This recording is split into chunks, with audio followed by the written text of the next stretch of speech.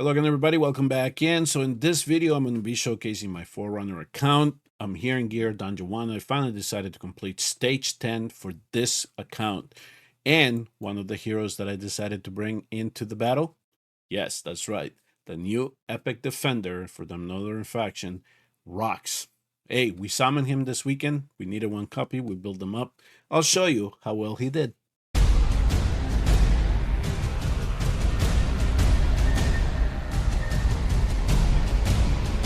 And so here's our epic defender. I decided to put him in an immortal warrior set and guardian set, and I boosted him up to at least 88,000 HP, 7,686 defense. Even though his damage scales off its defense, I still decided to make sure that he was tanky with enough HP to make sure that he was able to take a bunch of hits from those little archers that would come in, or if we needed him to face the psychophants, that he could at least sustain that interaction. Attack speed of 262 speed there, no rage regening his build. His rage comes back really quick, so it's not like something that you need to come back to right away. There's enough lay over between the waves where he can build it up again. For this, I just decided in the two sets. If you do have some T3 sets, something that you can put him in, like a very good Unshaken Will set and then Astral Guardian set, go ahead and do that. But for this demonstration, I just left them in the T2 sets. Bastion Ring, of course, just to make sure that he gets the extra block. For this particular dungeon, I was really interested to see how well he hold up, because number one, he is providing damage reduction to our allies. Of course, it's 10%, but once we activate his ultimate, it goes up to 25%. So we know we have that boss continuously throwing waves at us as well. Not only that, she is specifically targeting whatever defenders there are on the field. So he hopefully can take a couple of hits from her. The other thing about him is that when we activate his ultimate, he gives us an extra block, and that's one of the things that we really do need in this type of dungeons, just to make sure that the psychophants don't get away from us. The other thing about him too that intrigued me is that he has this fatal damage protection, so at least we get one more life out of him. And so just in case we're late with our healing, or it's not enough healing and the psychophants are just doing too much in damage, he can at least get that. Now, the other thing that is really intriguing about it, if that is triggered, he gets an additional block, so we have more time to bring those guys down. Awaken 3, it is all about the shielding, but in this situation, I'm not bringing a Northern Lord, so we don't have to worry about that. But one of the intriguing things here is that with Awakening 5, he does kind of redirect the damage that he takes in. So just intriguing, just to see if he did deal some damage. And I'll show you the damage card at the end, just to give you an idea of how much damage he did with the build that we gave him. But again, keep in mind, we didn't really build him for damage. It's 7,600 defense, very low crit rate, very low crit damage, so he's not specifically built for that. So that's exactly what I'm going to show you here with this run.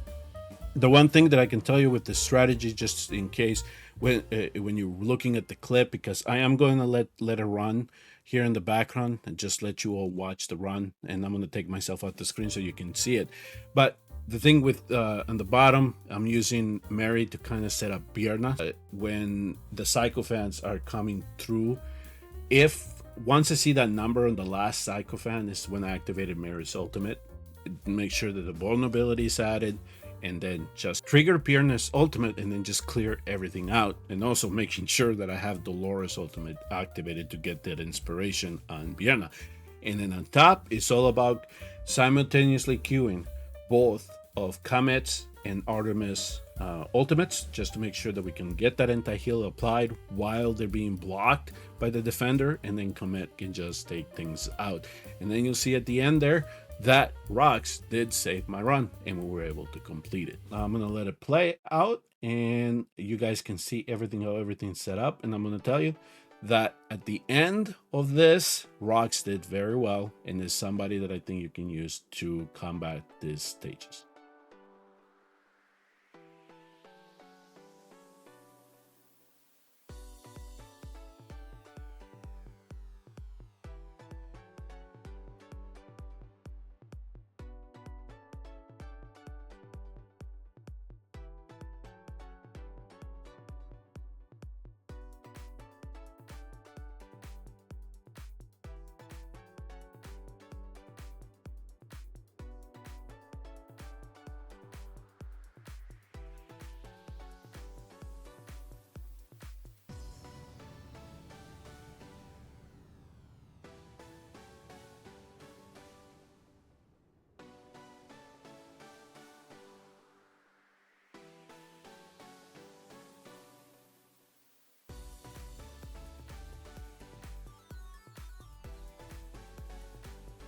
So as you probably see there, he was in that fatal damage protection mode. He was at least able to take some of the hits for us. It's no big deal that we activated it. He did the job that we needed him to do, so I pulled him back after that. And then here we activated Dolores ultimate as soon as the psychophants started moving, and then set it up with for Vierna.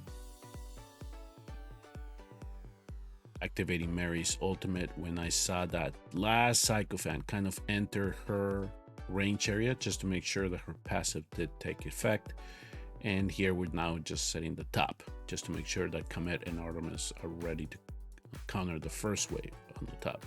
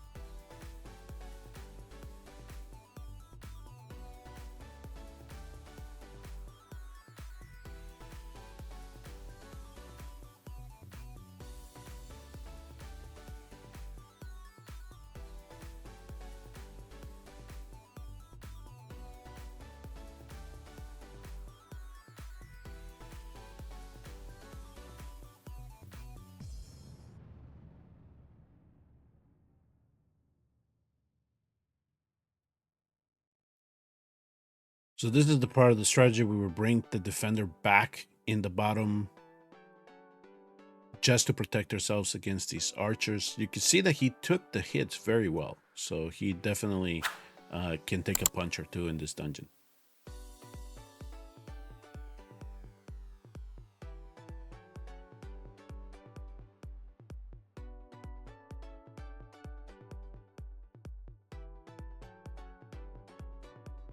So what I want you to note there is when the Volca did her blast there, how much health Eloin and Bierna lost in comparison to when he is not there. So he is definitely providing damage reduction to the allies around him.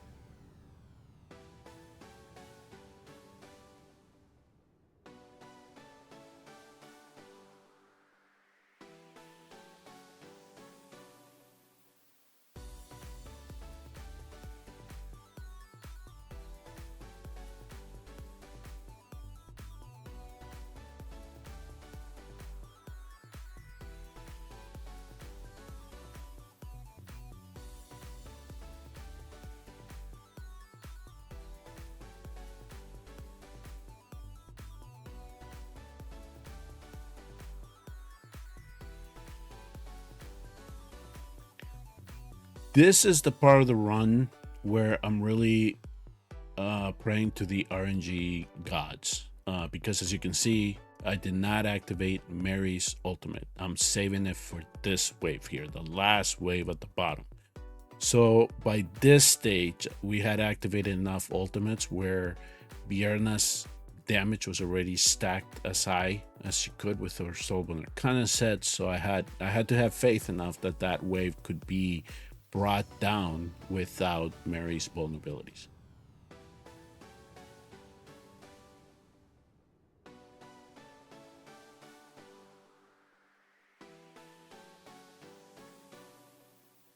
Okay, here. So while I'm paying attention to the bottom, I lost track of Recur. This essentially what's happened. The wooden elf didn't come back in time for me. So you're going to see me lose Recur. But Rhox was ready to take over and help me out with the rest of the run. Now here, one of the disadvantages, I would say, of doing this, of putting Rhox back on top, is that now I'm open at the bottom for these archers to take everything out, right? But my Eloin's tanky enough to take at least one hit, and Bierna was able to finish them off. Mary was the only, I guess, sacrifice there in deploying that strategy there at the end. But here you can see Rhox is just being able to handle the remaining of the psychophants.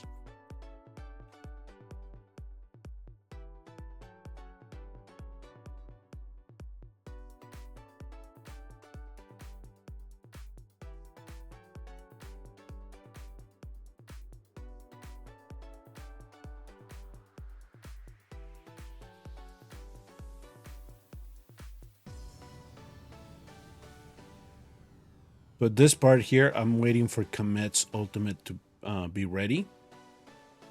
So they're not going to take any damage until I apply the anti-heal, and that's exactly what's going to go on.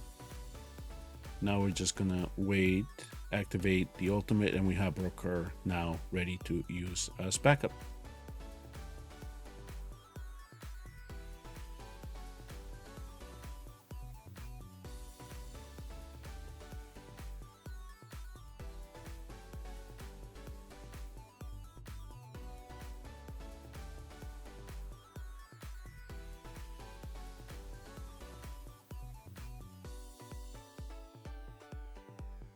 There we have it.